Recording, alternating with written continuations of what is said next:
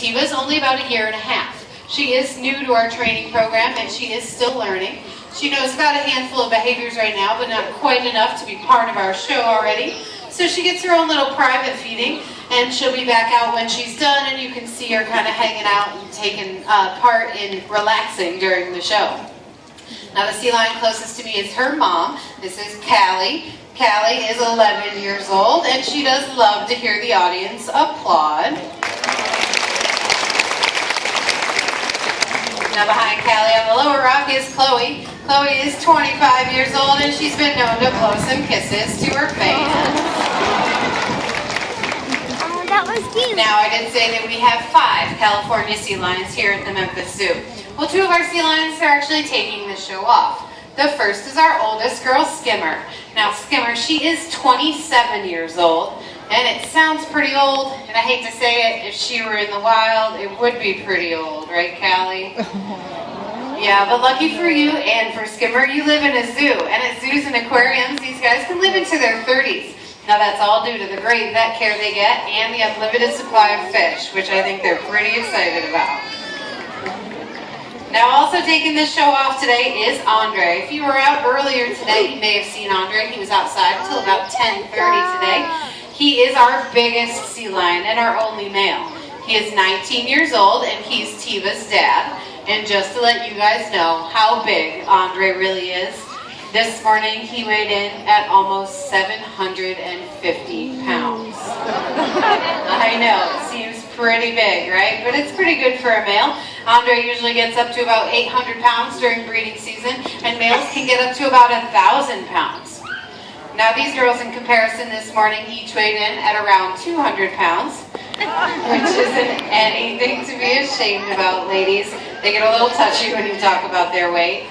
Tiva weighs about 95 pounds right now, and that's just because she's only 1.5 years. She is still growing. Sea lions aren't full grown until they're about 4 or 5 years old, at which point she'll be the size of these girls here.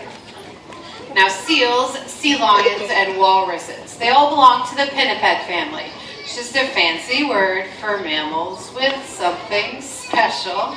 Yep, it's these flippers the girls are showing you guys today. Now most people know what a walrus looks like because they're pretty big. They've got those tusks. Chloe here has been working on her walrus impersonation. Let's see what you guys think about it. Good job. Hanging out her mouth. But a lot of people do actually tend to confuse seals and sea lions. They may come to the zoo and say they're going to go to Northwest Passage and go see the seal show. Callie, nobody here is calling you a seal. What's the deal? Oh, somebody already did call you a seal today? Yeah. All right, well, we're going to go over the differences so you guys will not be confused because we do only have California sea lions here at the Memphis Zoo. Now the first thing you're going to do to tell the difference is just take a look at the sides of their heads. Callie here is pointing out her external ear flap. Now seals, they do have ears. They just have a depression in the side of their head. They lack this small flap of skin that you probably never even noticed on our girls before. They can hear just fine, they just don't have that extra piece of skin. Now a great way to remember that is when you first come into our zoo, you see our lions. Well, lions have ears. Sea lions, they have ears too, right ladies? Yeah. Now another difference between seals and sea lions is how they move around on land. If you watch these girls move around, you can see they tuck their hind flippers up underneath them and support their whole weight with those front flippers. This makes it kind of look like they're moving around on all fours. Now seals, on the other hand, they have these short front flippers. They're only about the size of your hands, and they can't rotate their hind flippers underneath them. So, when they're on land, what do they look like, ladies? Yeah, that's about it. Now how do they move? Kind of like a fuzzy little inchworm. The girls do a pretty good seal impression. Now, the last difference between seals and sea lions is how they move in the water. If you watch Callie here take a lap around the pool, you can see she uses her powerful, strong front flippers, takes a couple of good strokes, and then becomes very streamlined. This allows sea lions in open water to move at speeds of over 20 miles an hour.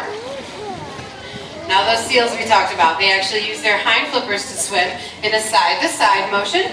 like Chloe is going to show you guys here, which allows them to move at some speeds, but not quite as fast as these sea lions here. Now I know it's pretty hard to see these girls underwater to see how streamlined they can actually get. They can almost get torpedo shaped. That's what allows them to move so fast in the water.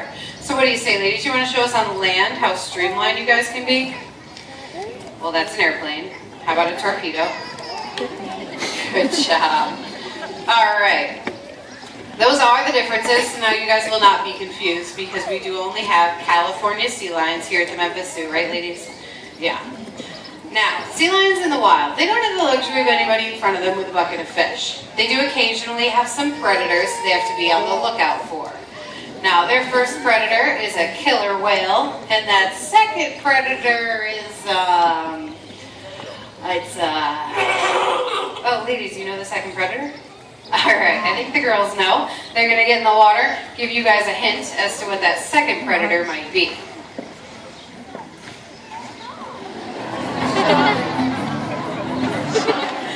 Yeah, I heard a couple of you say it. It is a shark.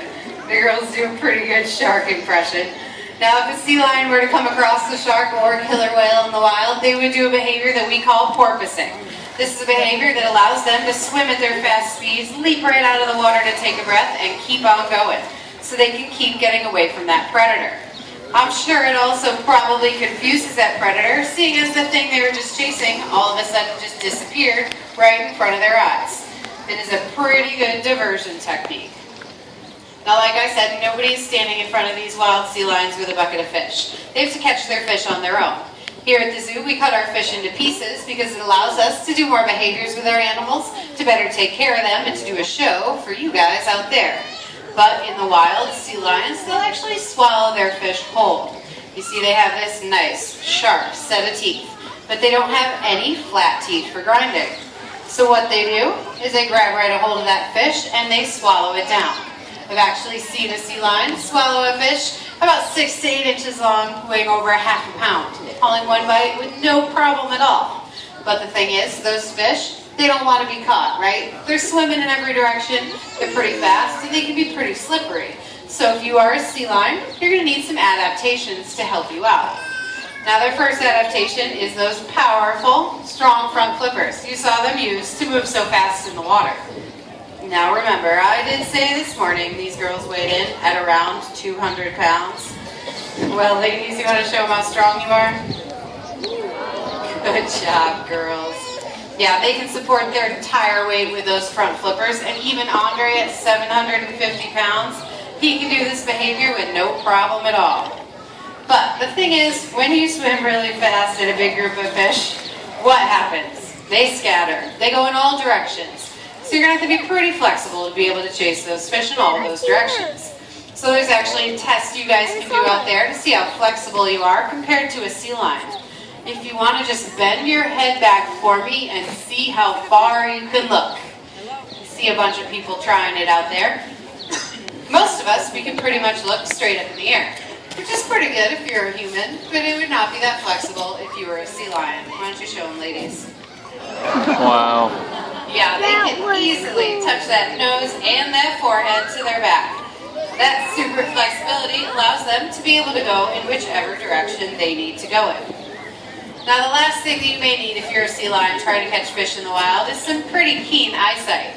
Sea lions can see both above and below the water, but you don't have to take my word for it. Let's see if we can get Chloe here to take a look under the water for us today. So she's looking. Get your head under there. Take a look under the water. There she goes. All right, Chloe, you looked under the water, but the big question is, could you see under there? Oh yeah, could you see really well? All right. Well, you can take it directly from the sea lion's mouth. They can see underwater, but the thing is, sea lions can dive up to 800 feet deep. It is super dark down there. There's no light that penetrates. So if you're a sea lion trying to catch fish in the wild that dark, you're going to need one more adaptation to help you out. That is where their whiskers come into play. Sea lions can actually move their whiskers forwards and backwards, and they're very sensitive to any small movement. So those whiskers will let them know that maybe a fish is swimming right in front of them, in which direction they need to go in to be able to catch that fish. Now all these adaptations are pretty cool, but our sea lions here at the pool, they don't need to use all these things to catch their fish or to find their fish because, well, they've already found their fish, right? It's right in front of them. So what we do is we incorporate these things into our training program for some pretty cool behaviors. But speaking of behaviors, by now you're probably wondering how we get these animals to do the things that I'm asking them to do. We use a form of training here at the zoo called operant conditioning. It's pretty much just a positive-based training. What we do is we ask the animals to do a behavior, and if they get the answer right, they get a reward. Perfect reward for a sea lion is a piece of fish. That's what they really like, right? So for example, say I'd like to ask these girls to turn around again. Well, I'll ask them to turn around. They both did what I asked, so they both get their fishy reward. It works out pretty great when it works. But as we know, that's not always the case. Sometimes they get the answer wrong. Sometimes they swim away from me and pretend like I'm not even here. There have even been times where we've had all 4 adult sea lions out here for a show, and all they've done for the entire show is sleep the whole time. Now that makes for a pretty boring show for you guys out there, but there is one thing that we would never do to these animals, and that would be to punish our animals. Ladies, what are you talking about? We don't punish you girls. Oh, spankings? No, there are no sea lion spankings here at the Memphis Zoo. Despite what these girls are trying to tell you, they are just being silly. We do not punish our animals. We wouldn't dare. They're pretty big, they've got their nice sharp set of teeth, and we wouldn't want them to get the wrong idea. We like to keep everything as positive as possible. If they get an answer wrong, we'll just ask them for another behavior until we get something we can reward. If they decide to skip out on a show, that's okay, it is their choice. We'll just save their fish and feed it to them later, because we also would never let them go hungry. Now, we do train for a couple of different reasons. The first is to give these animals some pretty great exercise.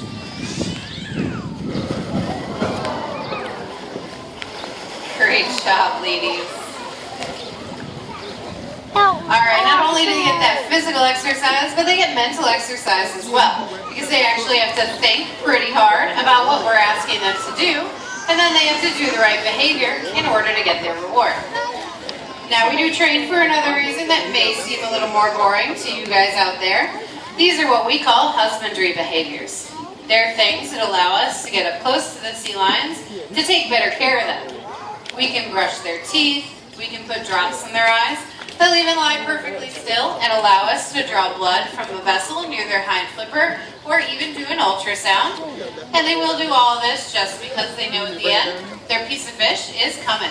Which is pretty cool because it allows us to take some pretty great care of these guys. Now the other thing we do train are show behaviors. Does anybody want to see these show behaviors today? What do you say, ladies? You want to show them some? Alright. We're going to start off with Chloe over here. How many of you guys have ever played Frisbee before? Yeah, I see a bunch of hands. I see a flipper raise as well because she likes to play Frisbee too.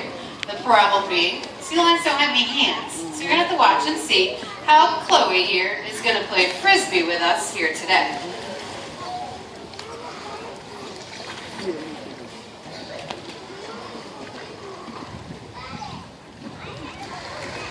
Good job. That was cool, wasn't it? All right. Sounds like you have some fans out there. You want to blow them some kisses? Good job. All right, now Chloe here. She uses that nice flexibility in her neck, that keen eyesight of hers, and that sharp set of teeth she has. No worries, she did brush today. They're normally dark in color. She uses all these things to catch that Frisbee right in the air. Let's see if she can go 2 for 2.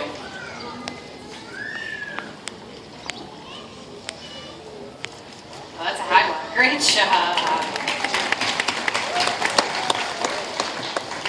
All right, now Callie. She plays Frisbee as well, but she plays Frisbee a little bit differently. Instead of catching a Frisbee in the air, she actually uses that flexibility in her neck to throw a Frisbee right back to us. And, well, right now, while she's learning, it doesn't usually come right back to us. Sometimes it ends up over there. Sometimes it ends up over there. So we're not quite doing it in all of our shows yet, But the girls do have one more behavior that they'd like to show you guys today. Take a look at this behavior here. See if you can figure out which one of those adaptations I talked about earlier they'll use for this behavior here. Awesome! Great job, Flo. Well, now you're just showing off. All right. Good job. You want some applause? All right, Chloe here. She is a pretty talented sea lion. I don't want to take anything away from her at all. She's balancing that ball right up there on her nose. But she has a secret. Those whiskers we talked about earlier, they actually come up and around that ball, and they keep it perfectly balanced right up there on her nose. Any small movement, those whiskers will readjust and keep it nice and perfect. So now that you know her secret, take a look and see if you can see those whiskers at work.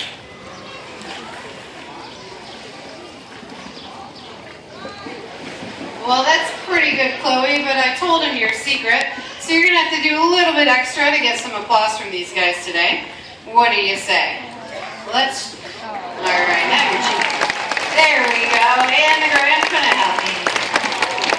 Good job. All right, Callie doesn't like to be left out. She does balance the ball as well. We can see if we might be able to get her into position today, and she can show us what she has to show off to the audience.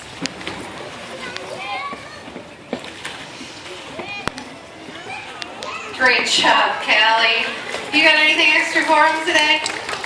She likes to ham it up for the applause. Good job.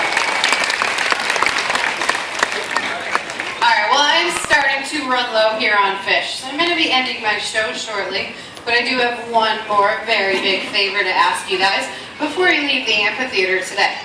Make sure you take one last second look around, see if you've left any trash behind. I did say earlier that a sea lion can swallow a fish about 6 to 8 inches long. That can make a piece of trash that size or smaller pretty confusing. And if they were to eat it, they could actually get pretty sick, right, Chloe? Now take a look at that trash. See if it might be recyclable. We do have recycling bins around the amphitheater, and recycling is so easy.